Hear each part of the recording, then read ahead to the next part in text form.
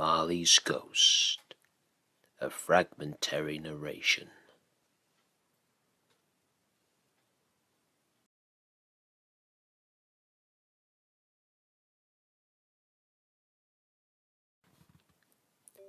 Scrooge took his melancholy dinner in his usual melancholy tavern, and having read all the newspapers and beguiled the rest of the evening with his banker's book, went home to bed. He lived in chambers which had once belonged to his deceased partner. They were a gloomy suite of rooms in a lowering pile of building up a yard, where it had so little business to be that one could scarcely help fancying it must have run there when it was a young house, playing at hide and seek with other houses, and had forgotten the way out again. It was old enough now, and dreary enough, for nobody lived in it but Scrooge, the other rooms being all let out as offices. The yard was so dark that even Scrooge, who knew its every stone, was fain to grope with his hands. The fog and frost so hung about the black old gateway of the house that it seemed as if the genius of the weather sat in mournful meditation on the threshold. Now, it is a fact that there was nothing at all particular about the knocker on the door, except that it was very large. It is also a fact that Scrooge had seen it night and morning, during his whole residence in that place. Also, that Scrooge had a little of what is called fancy about him, as many a man in the city of London, even including, which is a bold word, the corporation, aldermen, and livery. Let it also be borne in mind that Scrooge had not bestowed one thought on Marley since his last mention of his 7 years dead partner that afternoon. And then let any man explain to me, if he can, how it happened that Scrooge, having his key in the lock of the door, saw in the knocker, without its undergoing any intermediate process of change, not a knocker, but Marley's face. Marley's face. It was not in impenetrable shadow as the other objects in the yard were, but had a dismal light about it, like a bad lobster in a dark cellar. It was not angry or ferocious, but looked at Scrooge as Marley used to look, with ghostly spectacles turned up on its ghostly forehead. The hair was curiously stirred, as if by breath of hot air, and, though the eyes were wide open, they were perfectly motionless. That, and its livid colour, made it horrible, but its horror seemed to be in spite of the face, and beyond its control, rather than a part of its own expression. As Scrooge looked fixedly at this phenomenon, it was a knocker again. To say that he was not startled, or that his blood was not conscious of a terrible sensation to which it had been a stranger from infancy, would be untrue. But he put his hand upon the key he had relinquished, turned it sturdily, walked in, and lighted his candle. He did pause with a moment's irresolution before he shut the door, and he did look cautiously behind it first, as if he half expected to be terrified with the sight of Marley's pigtail sticking out into the hall. But there was nothing on the back of the door, except the screws and nuts that held the knock on. So he said, "Pooh-pooh," and closed it with a bang. The sound resounded through the house like thunder. Every room above, every cask in the wine merchant's cellar below, appeared to have a separate peal of echoes of its own. Scrooge was not a man to be frightened by echoes. He fastened the door, and walked across the hall, and up the stairs, slowly too, trimming his candle as he went. You may talk vaguely about driving a coach and six up a good old flight of stairs, although a bad young Act of Parliament, but I mean to say you might have got a hearse up that staircase and taken it broadwise with the splinter bar towards the wall and the door towards the balustrades, and done it easy. There was plenty of width for that, and room to spare, which is perhaps the reason why Scrooge thought he saw a locomotive hearse going on before him in the gloom. Half a dozen gas lamps out of the street wouldn't have lighted the entry too well, so you may suppose that it was pretty dark with Scrooge's dip. Up Scrooge went, not caring a button for that. Darkness is cheap, and Scrooge liked it. But before he shut his heavy door, he walked through his rooms to see that all was right. He had just enough recollection of the face to desire to do that. Sitting room, bedroom, lumber room, all as they should be. Nobody under the table, nobody under the sofa, a small fire in the grate, spoon and basin ready, and the little saucepan of gruel. Scrooge had a cold in his head. Upon the hob. Nobody under the bed, nobody in the closet, nobody in his dressing gown, which was hanging up in a suspicious attitude against the wall. Lumber room, as usual. Old fireguard, old shoes, 2 fish baskets, washing stand on 3 legs, and a poker. Quite satisfied, he closed his door and locked himself in, double-locked himself in, which was not his custom. Thus secured against surprise, he took off his cravat, put on his dressing gown and slippers and his nightcap, and sat down before the fire to take his gruel. It was a very low fire indeed, nothing on such a bitter night. He was obliged to sit close to it, and brood over it, before he could extract the last sensation of warmth from such a handful of fuel.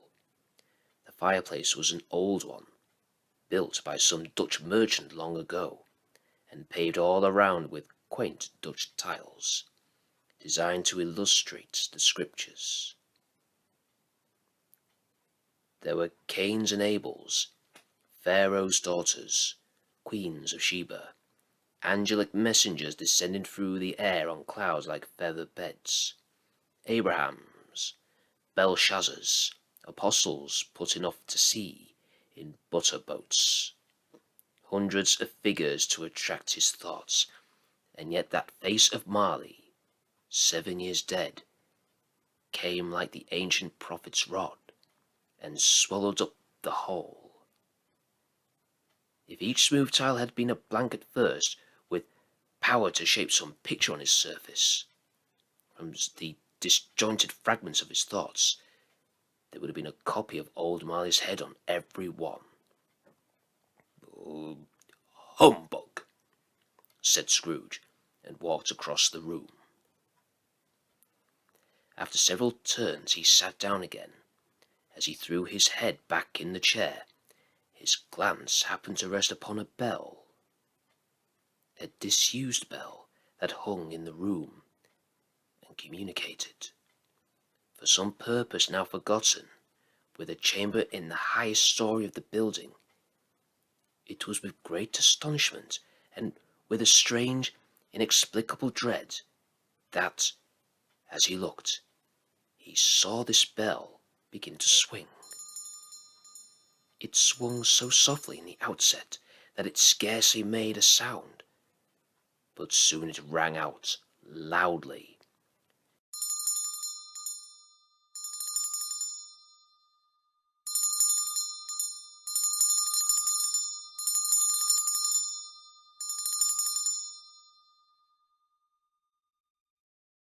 and so did every bell in the house. This must have lasted half a minute, or a minute, but it seemed an hour. The bells ceased as they had begun together. They were succeeded by a clanking noise deep down below, as if some person were dragging a heavy chain over the casks in the wine merchant's cellar. Scrooge then remembered to have heard that ghosts in haunted houses were described as dragging chains. The cellar door flew open with a booming sound, and then he heard the noise much louder on the floors below. Then, coming up the stairs, then coming straight towards his door. "It's humbug still," said Scrooge. "I won't believe it."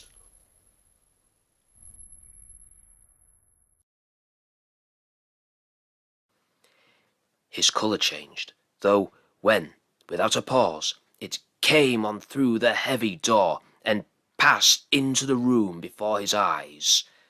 Upon its coming in, the dying flame leaped up as though it cried, "I know him, Marley's ghost," and fell again. The same face, the very same, Marley in his pigtail usual waistcoat, tights and boots, the tassels on the latter bristling like his pigtail, and his coat skirts, and the hair upon his head. The chain he drew was clasped about his middle. It was long, and wound about him like a tail, and it was made, for Scrooge observed it closely, of cash boxes, keys, padlocks, ledgers, deeds, and heavy purses wrought in steel. His body was transparent, so that Scrooge, observing him, and looking through his waistcoat, could see the 2 buttons on his coat behind. Scrooge had often heard it said that Marley had no bowels, but he had never believed it until now. No, nor did he believe it even now, though he looked the phantom through and through, and saw it standing before him, though he felt the chilling influence of its death-cold eyes, and marked the very texture of the folded kerchief bound about its head and chin, which wrapper he had not observed before. He was still incredulous, and fought against his nerves. "How now?" said Scrooge, caustic and cold as ever. "What do you want with me?" "Much." Marley's voice, no doubt about it. "Who are you?" "Ask me who I was." "Who were you, then?" said Scrooge, raising his voice. "You're particular for a shade," he was going to say, to a shade, but substituted this as more appropriate. "In life, I was your partner, Jacob Marley." Can you sit down?" asked Scrooge, looking doubtfully at him. "I can." "Do it, then." Scrooge asked the question because he didn't know whether a ghost so transparent might find himself in a condition to take a chair, and felt that, in the event of its being impossible, it might involve the necessity of an embarrassing explanation. But the ghost sat down on the opposite side of the fireplace, as if he were quite used to it. "You don't believe in me," observed the ghost. "I don't," said Scrooge. "What evidence would you have of my reality beyond that of your own senses?" "I don't know," said Scrooge. "Why do you doubt your senses?"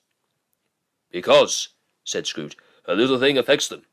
A slight disorder of the stomach that makes them cheats.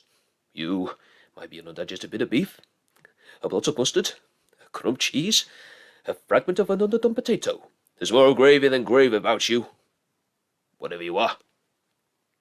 Scrooge was not much in the habit of cracking jokes, nor did he feel in his heart by any means waggish then. The truth is that he tried to be smart, as a means of distracting his own attention and keeping down his terror. For the spectre's voice disturbed the very marrow in his bones. To sit staring at those fixed glazed eyes in silence for a moment would play. Scrooge felt the very deuce with him. There was something very awful, too, in the spectre's being provided with an infernal atmosphere of his own. Scrooge could not feel it himself, but this was clearly the case, for though the ghost sat perfectly motionless, its hair and skirts and tassels were still agitated as by the hot vapour from an oven. "You see this toothpick?" said Scrooge, returning quickly to the charge for the reason just assigned, and wishing, though it were only for a second, to divert the vision's stony gaze from himself. "I do," replied the ghost. "You are not looking at it," said Scrooge. "But I see it," said the ghost, notwithstanding. "Well," returned Scrooge, "I have but to swallow this, and be for the rest of my days persecuted by a legion of goblins. All of my own creation. Humbug, I tell you! Humbug!" At this, the spirit raised a frightful cry, and shook its chain with such a dismal and appalling noise that Scrooge held on tight to his chair to save himself from falling in a swoon. But how much greater was his horror when the phantom, taking off the bandage round his head, as if it were too warm to wear indoors, its lower jaw dropped down upon its breast. Scrooge fell upon his knees and clasped his hands before his face. "Mercy," he said, "dreadful apparition, why do you trouble me?"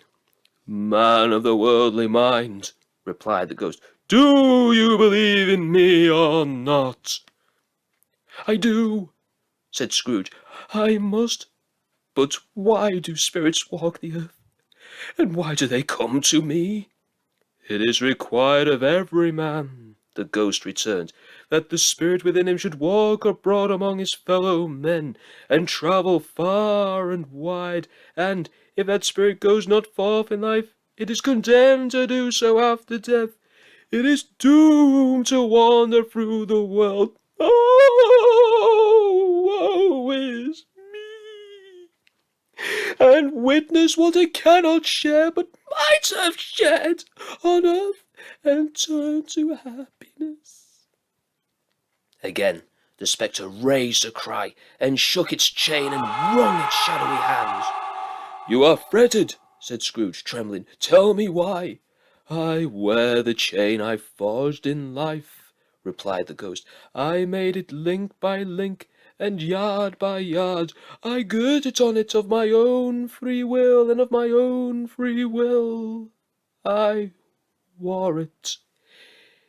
Is its pattern strange to you?"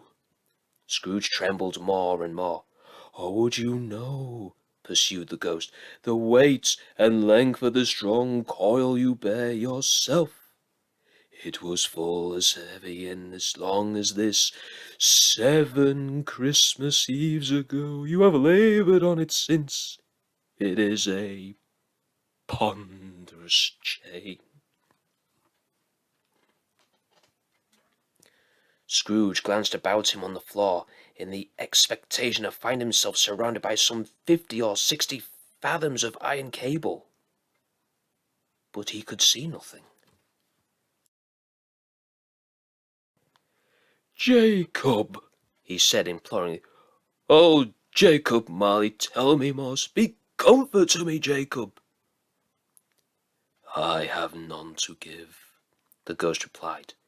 "It comes from other regions, Ebenezer Scrooge, and is conveyed by other ministers to other kinds of men. nor can I tell you what I would.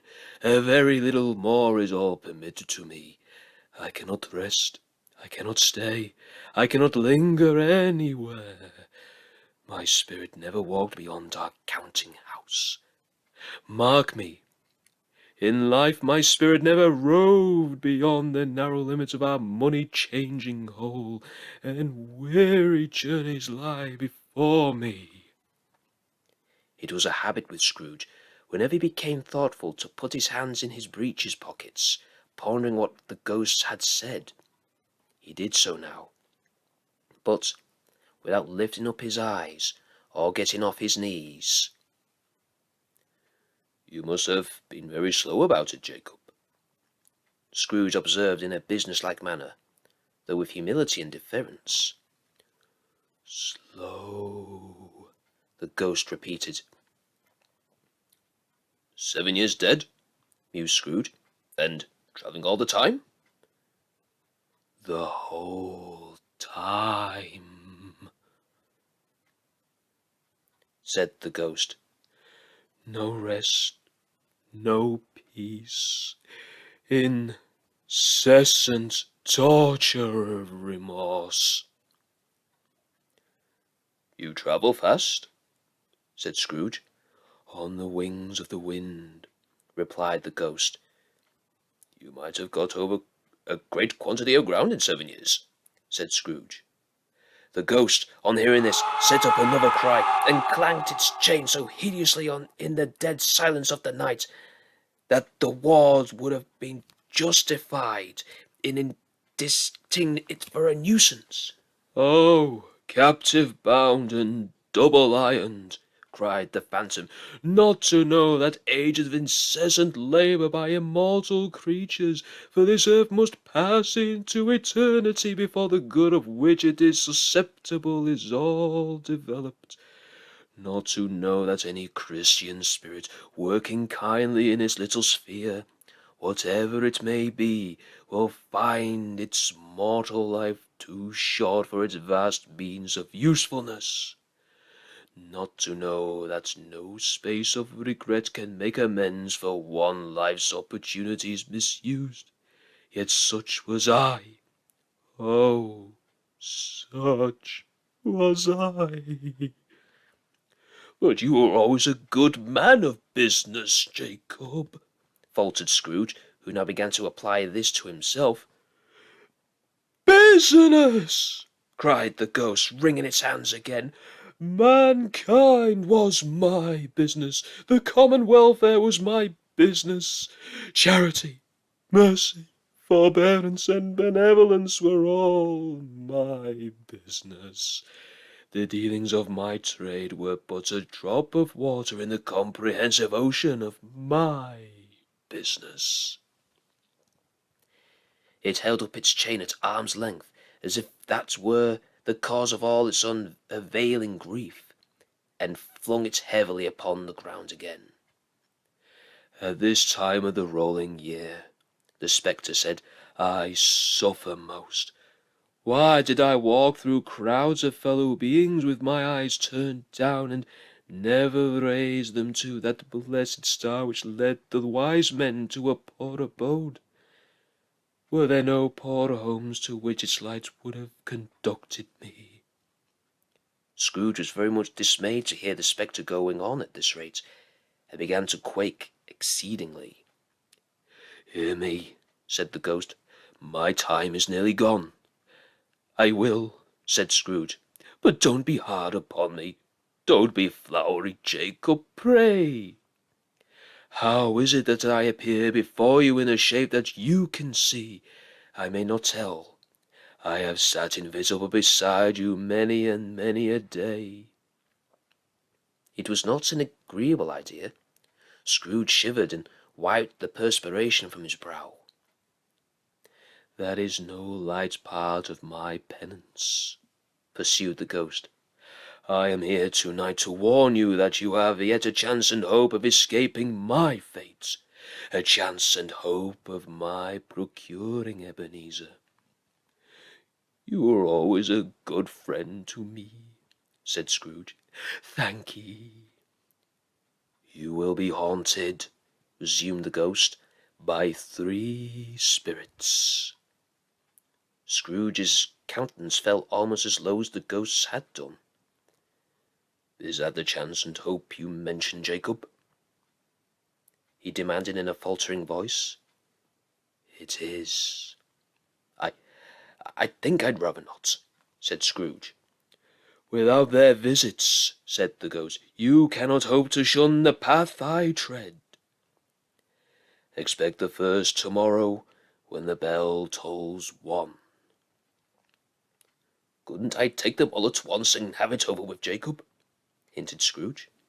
"Expect the second on the night at the same hour. The third upon the nights when the last stroke of 12 has ceased to vibrate. Look to see me no more, and look that, for your own sake, you remember what has passed between us." When it had said these words, the spectre took its wrapper from the table and bound it round its head as before. Scrooge knew this by the smart sound its teeth made when the jaws were brought together by the bandage. He ventured to raise his eyes again, and found his supernatural visitor confronting him in an erect attitude, with its chain wound over and about its arm. The apparition walked backward from him, and, at every step it took, the window raised itself a little, so that, when the spectre reached it, it was wide open.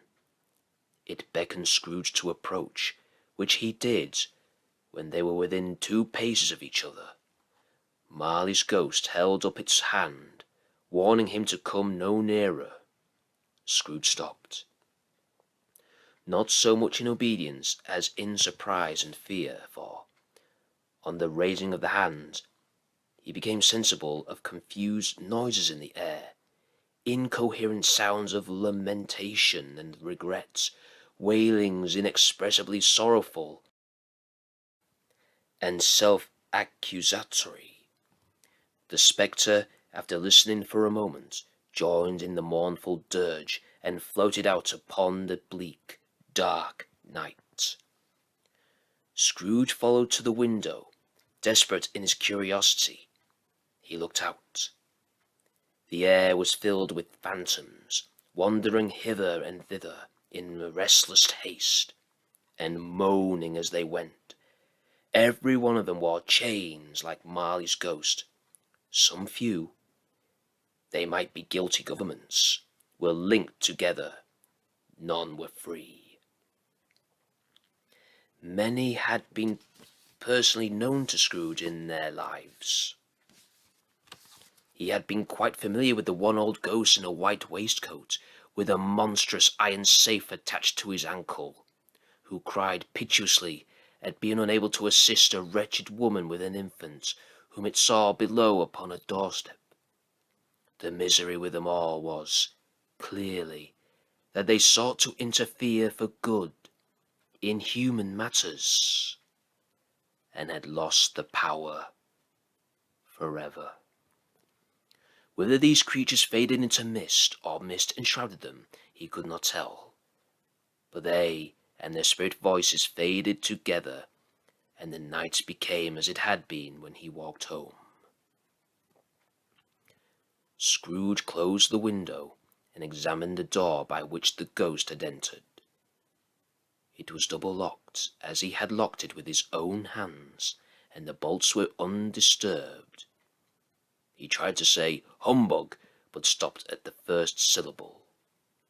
And being, from the emotion he had undergone, or the fatigues of the day, or his glimpse of the invisible world, or the dull conversation of the ghost, or the lateness of the hour, much in need of repose, went straight to bed, without undressing, and fell asleep upon the instant.